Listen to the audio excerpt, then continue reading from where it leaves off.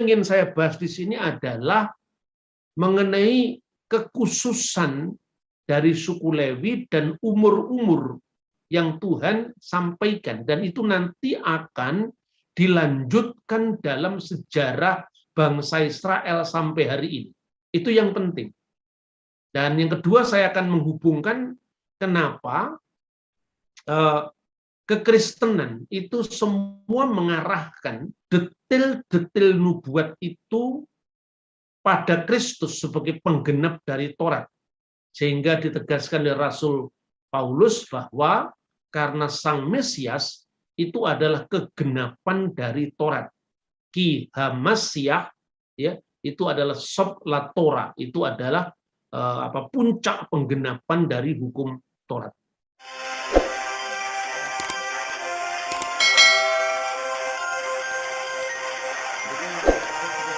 Kemudian pada ayat 2, ayat 3, yang berumur, jadi hitunglah jumlah segenap umat Israel itu yang berumur 20 tahun ke atas dan yang sanggup berperang, orang demi orang. Engkau ini beserta Harun harus mencatat menurut pasukan masing-masing. Nah, penekanan di sini pada usia 20 yang sanggup perang. Ini yang pertama. Yang kedua, pada pasal 4 ayat 3, hitunglah yang berumur 30 tahun ke atas sampai yang berumur 50 tahun. Semua orang yang kena wajib tugas supaya mereka melakukan pekerjaan di kemah pertemuan. Kenapa ini saya pentingkan pembahasan ini? Karena itu nanti berkaitan dengan usia-usia penting bagi seorang Yahudi dan bagaimana pola penggenapannya kepada Sang Kristus yang melaksanakan Taurat untuk menggenapi Taurat. Dan ini banyak orang Kristen sendiri yang mungkin awam dengan kajian-kajian sejarah bangsa Yahudi, perkembangannya sampai sekarang. Dan oleh karena itu kekristenan sering dicap sebagai agama barat, ya, yang sama sekali tidak bersentuhan lagi dengan akarnya, yaitu akar Hebrunya, akar Ibraninya, atau akar sejarah Israelnya, ya, sampai kemudian tuduhan itu semakin dimantapkan oleh wajah gereja yang memang sepertinya tidak mendukung akar sejarah tadi. Nah, inilah pentingnya kita mempelajari akar sejarah. Kemudian dari abad ke abad sampai hari ini, orang-orang Yahudi memahami kehidupan manusia itu dalam lintasan tahun-tahun yang masing-masing itu diberi makna, masa atau momentum. Sehingga nanti Kristus pun ketika menggenapi Taurat, dia juga persis melakukan hal yang sama. Sekalipun Pirkei Avot itu salah satu naskah dari kitab Talmud, itu ditulis pada masa kemudian setelah kekristenan. Tetapi ini merupakan kumpulan tradisi lisan dari para rabi yang sebetulnya itu asalnya tentu sebelum zaman Kristus. Sekalipun hal itu kita harus mengkritisi secara historis kritis, sebagaimana kita juga mengkritisi setiap sumber sejarah. Tetapi di situ penting ketika kita melihat kenapa Yesus dibawa ke Bait Allah umur 12 tahun, kenapa umur 8 hari disunat, kenapa baru muncul di depan pabrik umur 30 tahun, dan seterusnya. Itu penting sekali dan itu tidak bisa dilepaskan. Nah, itulah yang kita bahas hari ini.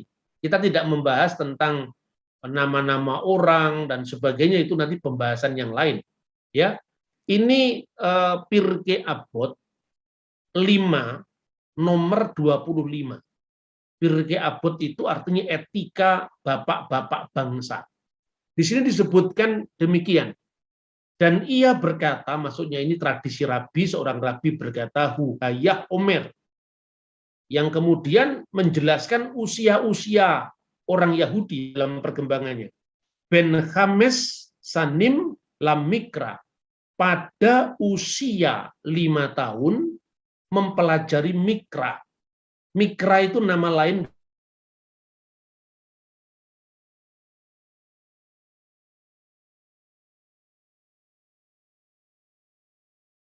lama Kalau orang menyebut perjanjian lama, itu adalah Torah dan kitab nabi-nabi, Nebiim dan Ketubim, yaitu kitab tulisan-tulisan suci yang diawali dari Mazmur. Dari urutan inilah Yesus berkata bahwa seperti anak manusia yang tertulis di dalam kitab Taurat Musa, kitab nabi-nabi dan Mazmur. Karena Mazmur itu adalah kitab pertama dalam urutan Ketubim. Kemudian pada usia 5 tahun mempelajari Mikra, Ben Hames Shanim la Mikra. Mikra itu berasal dari kata bacaan suci. Nah, kata Mikra ini nantinya dalam perkembangan sejarah kekristenan itu diartikan portion by portion dari bagian kitab suci. Maka dari tradisi Yahudi itu diteruskan oleh tradisi Siro-Aramaik yang dipakai oleh orang Syria, sehingga setiap bagian dari kitab suci itu disebut kiryana. Itu seakar dengan kata mikra. Jadi kata khara, kata membaca, ya kiroah kalau bahasa Arabnya. Itu bacaan. Jadi bacaan-bacaan dalam konteks liturgis. Maka disebut itu kiryana. Nah, kiryana itu terdiri dari surta, pasal, dan atta, ayat. Ya. Dan itu nanti dilanjutkan oleh Muslim dengan Quran yang terdiri dari surah dan ayat. Itu sebetulnya asalnya dari Yudaisme dan kemudian melalui kekristenan Syria. Kemudian usia 10 tahun, Ben Esher Misnah. Pada usia 10 tahun dia mempelajari Misnah. Misnah itu adalah kompilasi dari tradisi-tradisi lisan yang menjadi bagian paling awal dan paling simpel dari yang disebut Torah CBLP, yaitu Torah lisan. Karena selain kitab Taurat yang kita pelajari ini mulai dari Bereshit, kemudian Elishemot, kemudian yang sekarang kita pelajari Bemidbar dan nanti Elehadivarim, 5 kitab itu ada yang disebut Torah Sebiktov, ya Torah tertulis, dan Torah CBLP, Torah lisan. Pada umur 10 tahun dia mempelajari Misnah. Jadi Misnah itu umur 10 tahun mulai dipelajari. Kemudian Ben Selos Esreh pada umur 13 tahun la Misfot. Dia belajar Misfot. Misfot itu bentuk jamak dari misfah. Ya, misfah itu adalah hukum-hukum, aturan-aturan. Kita kemarin belajar tentang Sefa Misfot Binin Noah. Kita juga mempelajari 613 Misfot Musa, hasil kompilasi para rabi setelah masa Kristiani. Tetapi intinya sebetulnya itulah penjabaran dari para rabi tentang apa yang disebut perintah-perintah yang mulai pelajari ketika seorang anak berusia 13 tahun. Makanya usia itu adalah usia bar mitzvah. Tadi saya sampaikan bahwa kompilasi dari Pirkei Avot itu setelah zaman Kristen. Karena ternyata ada perubahan setelah zaman Kristen, itu kemudian berkembang mazhab-mazhab Yahudi, ada sekolah Hillel, ada sekolah Samai, ya, ada yang model Tiberias, yang kalau membaca huruf Ibrani itu misalnya Abraham dengan ungkapan tegas, tapi yang non Tiberias membaca Abraham. Ya, makanya kadang-kadang saya menggunakan transliterasi Ibrani itu ya bikinan saya sendiri. Saya tidak ikut-ikutan karena apa? Karena pembaca kita di Indonesia itu akrab dengan bahasa Arab.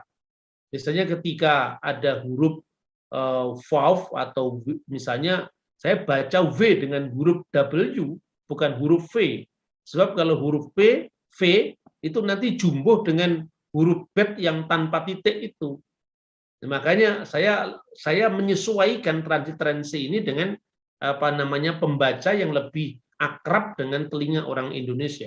Kemudian pada usia 13 tahun itu untuk misfot. Kenapa misfot 13 tahun ya itu kemudian diubah setelah zaman Yesus itu 13 tahun. Pada zaman Yesus itu 12 tahun. Jadi geser hanya setahun. Tapi intinya usia belasan tahun sebelum Ben Hames Esreh la Talmud. Sebelum usia 15 tahun dia mempelajari Talmud.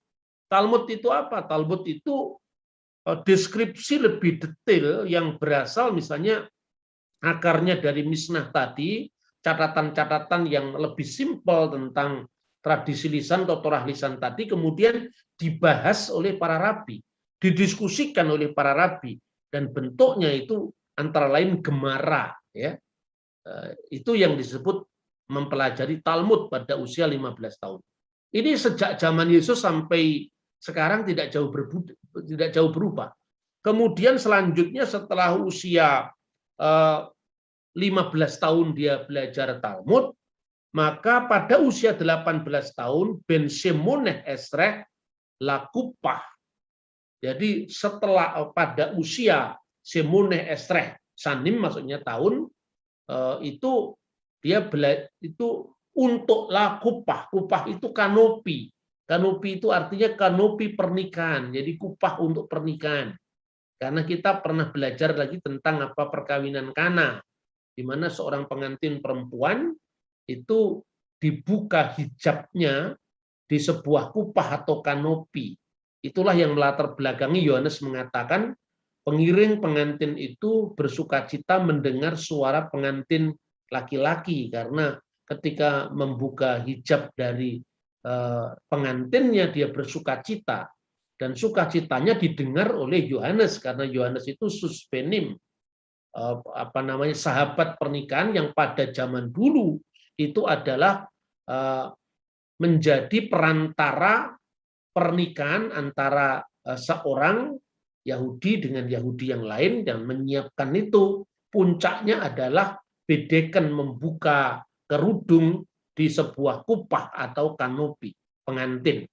Lalu selanjutnya ini penting dalam konteks kehidupan orang Yahudi. Setelah Ben Shemoneh Esreh itu Ben Esrim pada usia 20 tahun lirdov untuk mengejar. Apa yang dikejar? Yang dikejar adalah mata pencaharian, karir, perjuangan, ya termasuk menjadi tentara, menjadi wajib militer. Kalau sekarang ini wajib militer orang Yahudi itu usia 20 tahun. Di Mesir pun itu juga 20 tahun, meskipun Mesir tidak ada kaitannya dengan Yudaisme, karena itu rupanya adalah tradisi Timur Tengah yang biasa, yang lazim, kan umur 20 tahun itu dianggap seorang memiliki kekuatan. Itulah sebabnya di dalam teks bilangan pasal 1 ayat 3 tadi, umur 20 tahun yang mampu untuk perang. Makanya latar belakang Torah ini yang diteruskan oleh orang Israel modern, bahwa umur 20 tahun seorang anak Israel wajib militer. Nah, itu. Kalau di Mesir ada istilah Ben Isrim, anak usia 20. Ben Isrim itu hanya anak wajib militer. Jadi bukan berarti angka itu punya anak terus ibunya siapa, tidak. Itu ungkapan Arab yang artinya anak angka 20 itu artinya anak usia 20 tahun wajib militer. Jadi itu tidak seprimitif yang dikatakan kalau dia disebut anak angka 20 lalu 20 istrinya siapa atau bidannya siapa. Tidak seperti itu. Ya. Kemudian itu pada usia 20 itu adalah mereka usia mengejar karir, mengejar artinya cita-cita, termasuk mencari pencaharian, mencari pekerjaan. Kemudian selanjutnya usia 30, ini penting. Ya, disebutkan Ben Shelosim pada usia 30 lakuah untuk kekuatan. Koah itu kuat, bahasa Arab kekuatan. Karena itu dianggap usia yang matang untuk seorang secara psikologis juga untuk mengajar, dan itulah sebabnya Kristus juga tampil di depan umum mulai umur kira-kira umur 30 tahun. Kenapa ada kata kira-kira? Nanti kita bisa belajar lagi. Karena sebelum usia 30 tahun, biasanya sejak usia 25 tahun itu dimagangkan supaya dia akhirnya nanti siap ketika usia itu sudah mapan menjadi seorang pelayan Tuhan. Itu juga ada ayatnya dalam Alkitab, misalnya Bilangan pasal 8 ayat 24-25, tapi tidak kita bahas sekarang. Jadi itu. Kemudian setelah usia 30 tahun, tadi di dalam pasal 4 ayat 3 tadi dikatakan 30 tahun ke atas sampai yang berumur 50 tahun.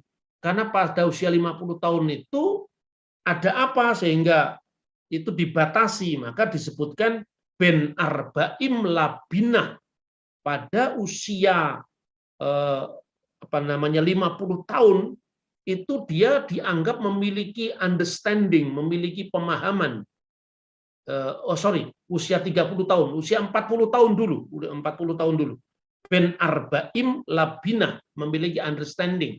Usia 40 tahun, kemudian ben khamisim la esyah, yaitu memberi nasihat-nasihat karena dia sudah dianggap bijak karena pengalaman. Maka kalau 40 tahun itu binah, yaitu understanding, usia 50 tahun itu adalah esah, yaitu counsel, memberi nasihat.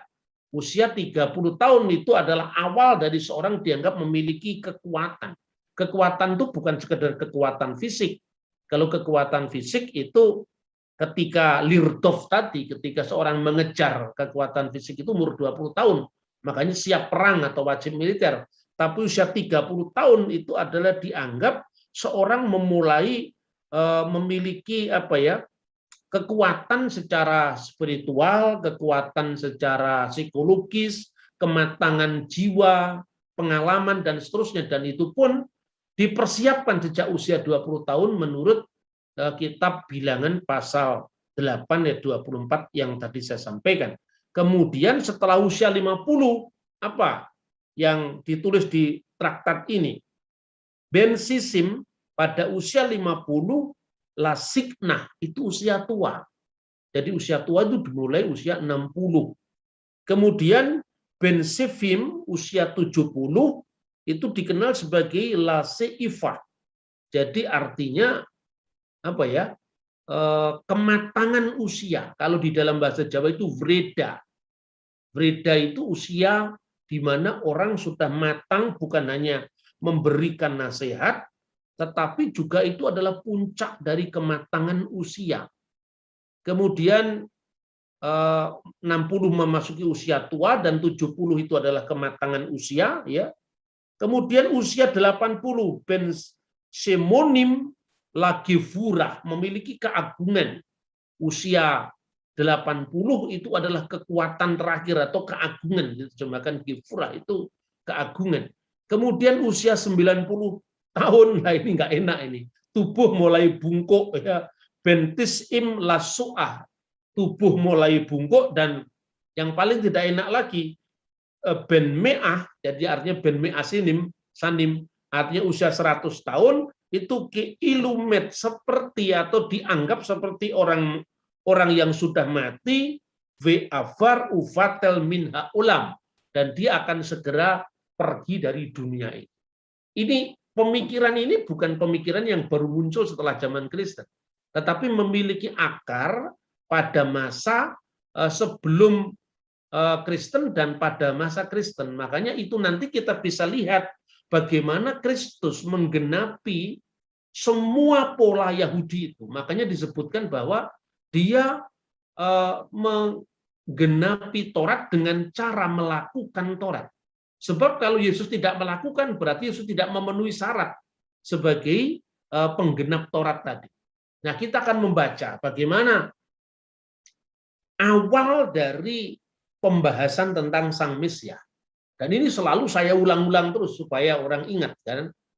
Yang pertama, bagaimana nubuat pertama kali tentang keselamatan universal yang Tuhan berikan setelah Adam dan Hawa jatuh ke dalam dosa. Aku akan mengadakan permusuhan antara engkau dan perempuan ini, antara keturunanmu dan antara keturunannya. Keturunannya akan meremukkan kepalamu, dan engkau akan meremukkan tumitnya. Nah, permusuhan antara sang perempuan, Haisyah. Nah, kata Haisyah itu, kalau is itu laki-laki, Isah itu perempuan. Dalam Alkitab bahasa Yunani yang dikenal Septuaginta, itu diterjemahkan dengan gunaikos. Nah, ini bukan kebetulan kita akan melihat teks-teks selanjutnya dalam kitab suci. Siapakah perempuan itu dan apa maknanya tunduk kepada hukum Taurat? Bagaimana penggenapan teks dari Kejadian pasal 3:15 tadi? Saya sudah sering mengatakan bahwa tanpa kita membaca atau kalau kita tidak membaca teks-teks kitab suci dengan alam pikiran orang pada zaman itu, dan juga ada gambar besar yang tidak pernah kabur dari zaman ke zaman sesuai dengan kitab suci, kita tidak akan bisa menemukan maknanya secara paripurna. Misalnya, dalam sebuah dialog antara gereja Lutheran dengan beberapa gereja Protestan lain, dan juga ada perwakilan dari Katolik, mereka mempertentangkan apakah benar-benar Bunda Maria itu perawan, dan itu termaktub dalam seluruh kitab suci. Itu yang dimaksudkan. Saya pernah mendengar perdebatan itu dalam sebuah buku yang sudah diterbitkan oleh Yayasan Obor, bukunya kecil. Lalu menurut beberapa teolog yang berdiskusi itu mengatakan bahwa bukti tentang keperawanan Maria itu hanya tercantum dari Injil Matius dan Injil Lukas, katanya. Tidak ada bukti lain di luar Perjanjian Baru, termasuk surat-surat Paulus. Dan dia mempertentangkan antara kata parthenos, yaitu perawan, dengan kata gunaikos, yaitu perempuan. Buktinya ketika Paulus berbicara tentang ibu Yesus, dia tidak pernah mengatakan perawan, dia hanya mengatakan perempuan. Nah itu. Maka dalam hal ini teolog Katolik dan teolog Ortodok menjadi penyeimbang. Karena itu persoalannya Galatia tidak sedang berbicara tentang keperawanan Maria atau posisi Maria ketika melahirkan Kristus. Tapi Galatia sedang berbicara tentang penggenapan keturunan atau zerah dari Isa atau sang perempuan, yang diterjemahkan juga oleh Paulus dengan gunaikos. Persis sama dengan kitab Kejadian pasal 3 ayat 15. Nah, lalu kita bisa melihat kenapa perempuan terus tunduk pada hukum Taurat ini. Tetapi setelah genap waktunya, maka Allah mengutus putranya yang lahir dari perempuan. Perhatikan kata gunaikos, dan takluk kepada hukum Taurat. Ada tiga pembahasan penting. Yang pertama adalah setelah genap waktunya. Kedua adalah tentang gunaikos, dan ketiga tunduk kepada hukum Taurat. Itu semua memiliki makna yang sifatnya profetis. Jadi jauhkanlah kita dari perdebatan Katolik Protestan. Mari kita gali Alkitab dengan data-data sumber primer yang jauh dari konflik gereja. Itu yang ingin saya selalu sampaikan. Nah, kita akan kehilangan kedalaman makna firman Tuhan itu apabila kita terjebak dalam mental sektarian. Nah, kita akan kutip Targum Neofiti. Targum ini terjemahan Aramaik dari tradisi orang Yahudi. Jadi, yang mengartikan bahwa Kejadian pasal 3:15 sebagai nubuatan Mesias, itu bukan orang Kristen saja. Orang Yahudi pun juga menafsirkan seperti itu. Soal dia menolak Yesus sebagai penggenapan, itu urusan lain.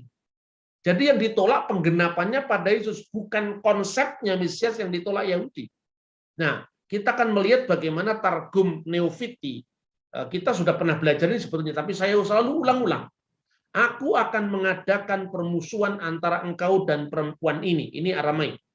Antara benih keturunanmu dan benih keturunannya. Benih keturunanmu pengertiannya adalah tentu adalah keturunan dari perempuan ini, artinya Hawa itu kan ibu semua manusia secara fisik. Dan benih keturunannya itu adalah keturunan roh dari setan-setan itu. Karena apa? Dari si ular tua tadi. Karena setan bukan makhluk yang beranak pinak secara fisik. Dan akan terjadi pada saat keturunannya tunduk memelihara hukum Taurat. Dan akan terjadi itu berarti lintasan waktu. Ya kan? Setelah genap saatnya, itu berkaitan dengan itu. Karena itu lintasan waktu. Yang tunduk kepada hukum Taurat, mereka akan meremukkan kepalamu. Perhatikan, lahir dari seorang perempuan dan takluk kepada hukum Taurat. Jadi dalam pertarungan secara selama berabad-abad antara iblis dan keturunan perempuan itu, baik keturunan secara fisik nanti puncaknya kepada sang keturunan atau sang benih yang dinubuatkan dalam pengertian Raja Mesias tadi.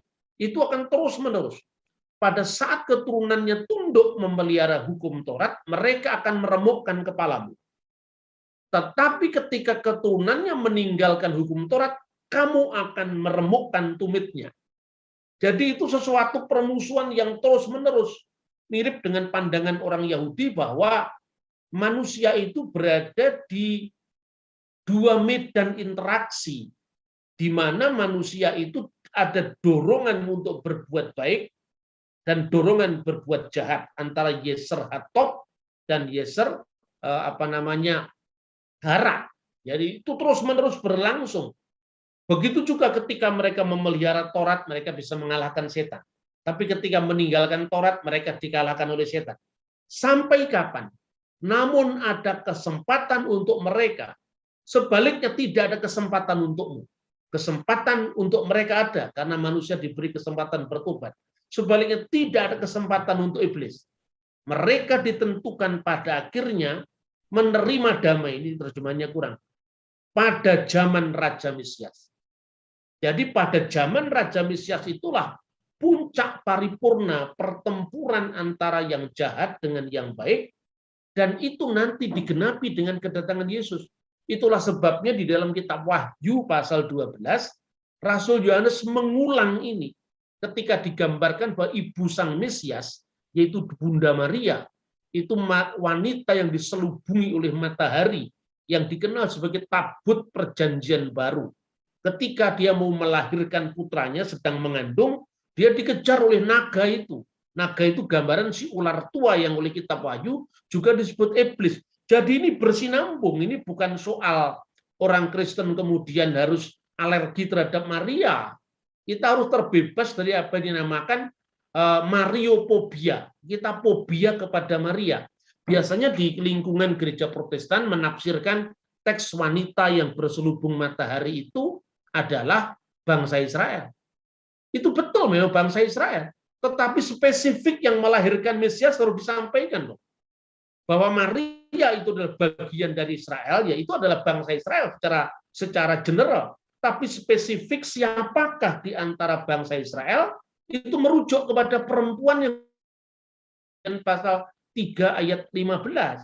Jadi kita tidak usah harus Mariafobia, karena bapak-bapak gereja sebelum konflik Protestan Katolik memahami itu, seperti yang disampaikan oleh misalnya Hippolytus dari Roma. Hippolytus itu muridnya Irenaeus, Irenaeus muridnya Polikarpus, dan Polikarpus muridnya Rasul Yohanes.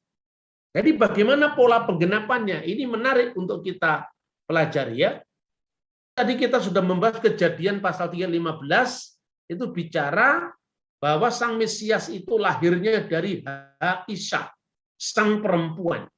Itu tidak merujuk kepada soal keperawanan Maria yang dipertentangkan dengan perempuan dalam Galatia pasal 4 ayat 4. Tidak, ini bicara tentang sang perempuan, yaitu ibu yang akan melahirkan zerah atau benih yang akan mengalahkan iblis.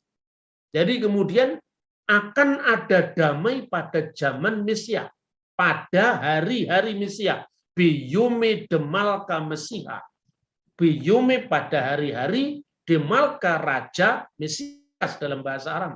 Itu berkaitan dengan setelah genap waktunya. Ini merujuk kepada biyome, yaitu hari-hari. Makanya di situ tidak digunakan kata kairos, tapi kata kronos, karena itu merujuk kepada lintasan peristiwa-peristiwa hari-hari yang sampai puncaknya pada hari Sang Mesias. Allah mengutus anaknya yang lahir dari seorang perempuan. Ini merujuk kepada Haisa atau Gunaikos dalam Septuaginta. Kemudian, apa maknanya dan tunduk kepada hukum Taurat? Seluruh kehidupan Yesus memenuhi Taurat untuk menggenapi Taurat. Itulah yang dimaksud, jangan kamu menyangka bahwa aku datang untuk meniadakan hukum Taurat, tidak. Tapi aku datang untuk menggenapi. Nah, kata menggenapi atau pleroma ini harus dipahami dengan baik. Kadang-kadang orang Kristen menafsirkan teks ini hanya untuk persoalan makanan dan minuman, boleh makan babi atau tidak makan babi, bukan itu konteksnya. Kalau untuk soal makanan yang tidak kosher, ya tidak tahor atau tame, itu berkaitan dengan hukum Nuh dan hukum Musa, dan orang Goyim tidak terikat dengan itu. Itu harus diulang-ulang seperti itu. Maka ketika Yesus mengatakan dalam pasal 5 ayat 17 Injil Matius, janganlah kamu menyangka bahwa aku datang untuk meniadakan hukum Taurat atau kitab para nabi. Aku datang bukan untuk meniadakannya, melainkan untuk menggenapinya. Apa artinya menggenapinya? Menggenapinya setelah semuanya terjadi, dilakukan, maka puncaknya itu adalah hakikatnya. Ya, kalau Sinuwun Ponegoro itu menyebutnya sebagai sembah rasa, sembah yang tertinggi. Nah, kalau itu adalah tata cara, itu namanya sembah rogo. Sembah rogo itu artinya sembah yang bisa dilihat ketika orang bergerak raganya, bergerak mulutnya untuk makan babi atau bukan babi, itu masih sembah rogo. Nah, nanti ditingkatkan lagi sampai pada tingkat tertinggi namanya sembah rasa lah. Kalau sembah rasa itu sudah manunggal dengan Tuhan, gitu loh. Ini kalau dipahami dari ilmu kebatinan pun juga ketemu. Karena itu orang itu mesti literasinya banyak, supaya bahannya untuk kita bisa mempertanggungjawabkan iman juga adalah banyak. Aku berkata kepadamu, sesungguhnya selama belum lenyap langit dan bumi ini, satu iota atau satu titik pun tidak akan ditiadakan dalam hukum Taurat sebelum semuanya terjadi. Jadi konteks ayat ini adalah bukan selama langit dan bumi lenyap, tapi konteks ini tekanannya pada sebelum semuanya terjadi. Sebelum semuanya terjadi itu ada apa? Kristus, kegenapan hukum Taurat seperti yang disampaikan oleh Rasul Paulus. Jadi tidak ada pertentangan antara Yesus dengan Paulus. Kemudian, bagaimana cara dia menggenapi dengan taat pada hukum Taurat? Ketika perempuan tadi taat, ya, dia berkata, aku ini hamba Tuhan, jadilah kehendak-Mu atas diriku, ya. Bahkan Alkitab mengatakan sebilah pedang akan menembus jiwamu sendiri. Di dalam Injil Lukas itu dikatakan tentang Bunda Maria bahwa sebilah pedang akan menembus jiwamu sendiri. Itu pun juga oleh Bunda Maria itu diterimanya sebagai salib yang harus dipikul, kalau istilahnya. Kan seperti itu. Kemudian anak ini akan menjadi menjatuh bangunkan orang Israel, katanya Injil Lukas. Artinya apa? Kristus itu ya seperti sekarang ini kan, membuat jatuh bangunnya bangsa Israel. Tetapi ya itu memang harus dinamika yang dilalui. Lalu bagaimana tentang Kristus sendiri menggenapi Taurat? Karena Ki Hamasiah Sob la Torah. Mesiah itu adalah merupakan kegenapan hukum Taurat. Pertama, Yesus disunat pada usia 8 hari. Itulah yang disebut Brit Milah, ya, perjanjian sunat, perjanjian Abraham. Itu disebutkan dalam Lukas pasal 2 ayat 21 sebagai pelaksanaan dari perjanjian Allah dengan Abraham, Kejadian pasal 17 ayat 12, yaitu perjanjian sunat. Nah, kalau Mesias itu dari yang lain, tentu harus memenuhi syarat ini. Jadi kalau Mesias itu benar-benar dinubuatkan dalam Taurat, sunatnya harus umur 8 hari. Jadi Mesias pasti bukan orang Mesir, karena Mesir sunatnya 3 hari. Ya kan? Mesias pasti bukan Nabi Muhammad, karena Nabi Muhammad tidak sunat pada usia 8 hari, harus rinci, digenapi satu demi satu. Kemudian itu ya, gereja memperingati 8 hari setelah Natal, itu adalah hari sunat Al-Masih, Khitan Al-Masih. Dan itu tercatat dalam dokumen-dokumen gereja, mulai Julius Africanus, kemudian Epifanius dari Salamis. Makanya orang sering bertanya, ini kan menjelang Natal ya, kalau Yesus itu dilahirkan pada tahun 1 menurut hitungan yang agak selisih dari Dionysius Exigus, dan tanggal kelahirannya itu 25 Desember, kenapa kok tahun barunya 1 Januari? 1 Januari itu yang disebut oleh bapak-bapak gereja sebagai Prooctocalandon Januarion, 8 hari sebelum kalender Januari. Jadi 25, 26, 27, 28, 29, 31, 1, ini 8 hari. Dan 8 hari itu adalah usia sunatnya Yesus, maka tahun baru Kristen itu adalah hari Kitan Almasih. Itu telah disebutkan dalam dokumen-dokumen gereja, termasuk yang disebut sebagai Didaskalia Apostolorum. Lalu berikutnya, Yesus dibawa ke Bait Allah pada usia 12 tahun. Untuk apa? Untuk misfot tadi, bar misfah tadi. Kalau untuk perempuan, bat misfah. Nah, angka bergeser 12 jadi 13 itu setelah perdebatan Rabi Hillel dengan Sama'i. Pada zaman Kristus masih 12 tahun. Makanya nanti dalam Pirkei Avot disesuaikan, tapi tetap pada usia itu, usia remaja. Ya, ben salos esrek le misfot, pada usia 13 tahun untuk misfot atau untuk hukum-hukum, belajar hukum-hukum. Berikutnya, ketika Yesus mulai pekerjaannya, ia kira-kira berumur 30 tahun. Lukas pasal 2 ayat 23. Nah, Mesias pasti bukan Sang Buddha, karena Sang Buddha tampil di depan umum tidak usia 30 tahun. Mesias pasti bukan Nabi Muhammad, karena Nabi Muhammad tidak tampil di depan umum pada usia 30 tahun. Tapi Yesus tampil di depan umum usia 30 tahun. Itulah usia yang ditentukan dalam Taurat.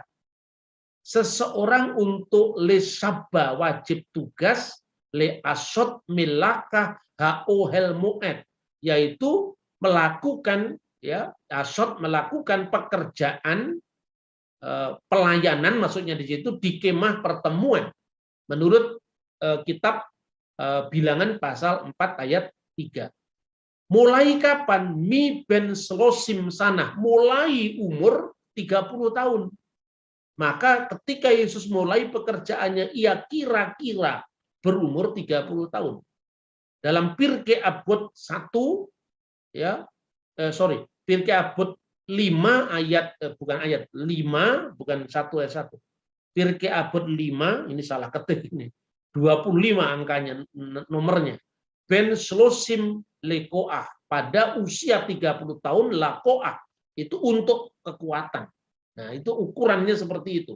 Kemudian, seorang melayani Tuhan mulai umur 30 tahun dan puncak kedewasaan rohani itu disebutkan Vi'at Hamisim Sana, sampai berusia 50 tahun, Bilangan pasal 4 ayat 3. Itulah sebabnya ketika Yesus menegaskan hari Sang Mesias, Yom HaMasyiach atau Yume Demalka Masiha, hari-hari Sang Mesias, ketika dia mengatakan Abraham melihat hariku, maksudnya itu hari Sang Mesias, dan dia bersuka cita karena ia telah melihatnya.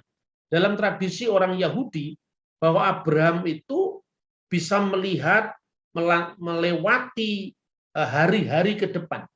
Maka ketika orang Yahudi menggambarkan dengan pangkuan Abraham, jadi Abraham di Firdaus itu melihat perkembangan sejarah Israel dan Goyim, seluruh dunia ini. Dan ketika Kristus waktu itu hadir di tengah-tengah eret Israel, dan dia mengatakan, Abraham melihat hariku. Abraham melihatnya dengan tersenyum. Artinya apa? Hari inilah hari yang dijanjikan oleh Tuhan ketika Tuhan berkata kepada Abraham, olehmu semua kaum di muka bumi akan mendapatkan berkat. Itulah hari Sang Mesias. Nah, ketika Yesus mengatakan seperti itu, apa yang disampaikan oleh orang Yahudi? Umurmu belum sampai 50 tahun dan engkau melihat Abraham? Karena apa? Kok usia 50 tahun? Karena usia 50 tahun itu adalah Ben Hamisim Laesyah. Karena umur 50 tahun itu adalah memberi nasihat-nasihat. Sedangkan usiamu baru 30 tahun. Bagaimana kamu mengatakan hal itu? Ya, dia menggunakan kronologi yang bersifat lazim. Karena apa? Karena di dalam konteks nubuat itu bahwa Mesias kan harus mengalami penyaliban. Sementara usia 50, 30 itu adalah usia-usia normal di dalam pelayanan orang Yahudi. Nah itu saudara-saudara. Kemudian orang Yahudi mengatakan seperti itu untuk menolak bahwa klaim Yesus bahwa dia adalah Mesias. Lalu Yesus sekali lagi mengatakan, amin, amin. Sesungguhnya amar analehon. Aku berkata kepada kalian, ya, sebelum Abraham jadi, aku ada. Aku ada itu bukan sekedar aku telah ada, tapi aku akan ada, akan selalu ada. Ya, artinya bahwa Yesus itu ya seperti doa Adon Olam, Hayah, Huweh, dan Yihye. Itu yang ditekankan dalam konteks itu, dia tidak dibatasi oleh waktu, dan itu merujuk kepada praeksistensi Sang Mesias. Kemudian baru kita bicara detailnya lagi, kelahiran dari seorang perawan. Itu khas dinubuatkan dalam kitab Nabi Yesaya yang dikenal Almah, ya, yang diterjemahkan Septuaginta Parthenos, seorang perawan. Mengapa Sang Mesias harus lahir dari seorang perawan? Agar terhindar dari noda dosa asal. Karena lewat manusia pertama Adam dan Hawa, dosa memasuki dunia lewat tabiat atau kondisi berbuat dosa. Karena itu, lingkaran dosa asal itu harus diputus dengan Tuhan menyucikan Maria. Menyucikan Maria itu bukan demi Maria atau seperti yang dituduhkan menyembah Bunda Maria, tidak. Karena apa? Karena Kristus adalah buah tubuh Maria, maka secara kemanusiaan tubuh Kristus diambil dari Bunda Maria. Terpujilah engkau di antara perempuan dan terpujilah buah rahimmu. Karena buah rahim Kristus itu berasal dari Maria, maka kesucian Maria karena Tuhan yang menyucikan tadi membuat Kristus tidak tercemar dengan noda dosa asal. Sehingga Adam yang pertama itu adalah Adam yang disebut bapak kebinasaan, karena olehnya maut memasuki dunia karena upah dosa adalah maut. Tetapi Sang Mesias disebut bapa yang kekal. Jadi bapa yang kekal itu adalah merupakan antitesis dari bapa kebinasaan. Bukan Yesus itu adalah Allah Bapa, bukan itu maknanya. Yaitu konteksnya mesti lebih detail, ya. Maka Maria sebagai Hawa yang kedua disucikan supaya buah tubuhnya juga suci. Sehingga zera atau keturunan Isa meremukkan kepala ular. Karena apa? Hanya benih yang tidak berdosa yang bisa mengalahkan iblis sebagai sumber segala dosa. Nah, sebaliknya si ular dikatakan engkau akan meremukkan tumitnya, ya, bahwa meremukkan akebnya, ya, itu berkaitan dengan penyalipan Yesus Kristus, dan itu nanti dinubuatkan lagi oleh Raja Daud yang disebut bahwa karu yadai wiriglai, mereka menusuk tanganku dan kakiku dan seterusnya. Jadi relasi gunaikos perempuan dengan sirahnya itu melebihi daripada sekedar relasi fisik Maria dan Yesus sebagai meternya. Jadi kalau kita membaca secara lebih teliti di dalam Injil Yohanes, itu untuk keibuan Maria itu disebutkan dengan dua kata, ya. Yang pertama miter. Itu artinya ibu secara fisik. Tetapi juga di situ ditekankan gunai, bentuk singkat dari gunaikos. Itu disebutkan di dalam Injil Yohanes pasal 19. Mulai dari ayat 25. Dan dekat salib Yesus berdiri ibunya. Di sini ibu secara fisik, ya. Dan saudara ibunya juga ibu secara fisik, Maria istri Kleopas dan Maria Magdalena. Ketika Yesus melihat miternya ibunya secara fisik dan murid yang dikasihinya di sampingnya, berkatalah ia kepada miternya, maka dikatakan legitimitri, berkatalah ia kepada ibunya secara fisik, gunai perempuan, ideho yoso, inilah anakmu. Yesus mengatakan perempuan. Ini bukan berarti Yesus tidak menghormati ibunya, Tapi Yesus sedang mengingatkan pada ibunya, "Ibu, jangan kamu bersedih, karena hari yang ini kamu telah melihat bagaimana sang putra perempuan itu. Hari ini adalah hari di mana keturunan dari Ishak itu telah meremukkan kepala ular." Dan itu adalah penggenapan dari Kejadian pasal 3 ayat 15. Dan detailnya itu kemudian dijelaskan seluruh kitab suci. Termasuk kitab Bilangan yang sekarang kita baca. Kenapa 30 tahun, kenapa 50 tahun, dan seterusnya, saudara-saudara. Kenapa ini penting? Karena agar kita ketika membaca Alkitab tidak melakukan eisegese, memasukkan makna modern, makna kita sendiri, di luar makna yang dikehendaki oleh firman Tuhan. Contohnya seperti dua buku ini. Ya, inilah dengan membaca kitab suci dengan metode yang bertanggung jawab secara historis, arkeologis, teologis, kita bisa meruntuhkan berbagai spekulasi kuase historis. Kuase itu abal-abal artinya bahasa Latin. Jadi kuase historis itu seolah-olah sejarah. Tampaknya seperti sejarah, tapi sesungguhnya itu adalah sejarah abal-abal. Nah, ini salah satunya. The Lost Year of Jesus Revealed. Itu karya dari seorang yang berlagak pandai, namanya adalah Charles Potter, yang heboh pada awal-awal penemuan Laut Mati. Lalu dia mengatakan, Perjanjian Baru tidak menjelaskan di mana Yesus ketika usia 12 tahun sampai 30 tahun. Tidak ada keterangan seperti itu. Dan sekarang dengan penemuan naskah Laut Mati sudah ketemu jawabannya. Ternyata Yesus adalah salah seorang murid dari sekte Eseni di Laut Mati. Maka tahun-tahun yang hilang dari kehidupan Yesus telah ditemukan karena dia tidak pernah membaca Pirkei Avot tadi, ya kan? Bahwa Yesus di mana ya? Tidak di mana-mana, di kotanya sendiri, melalui atau melewati tahap-tahap pendidikan orang Yahudi. Karena apa? Dia melakukan Taurat, tunduk pada hukum Taurat untuk menggenapi Taurat. Nah, ini cara pandang orang-orang Barat, orang-orang yang memasukkan makna mereka ke dalam teks. Kemudian yang kedua, ini yang lebih kuno lagi, yaitu The Unknown Life of Jesus Christ. Itu karya dari Nicholas Notowitz, yang katanya kehidupan Yesus selama 18 tahun itu dia pergi ke biara Himis di Tibet. Yesus pernah belajar yoga, Yesus pernah belajar pada guru yoga, kemudian India, sampai kemudian ke Tibet, dan kemudian balik ke Israel, dan kemudian dia disalib.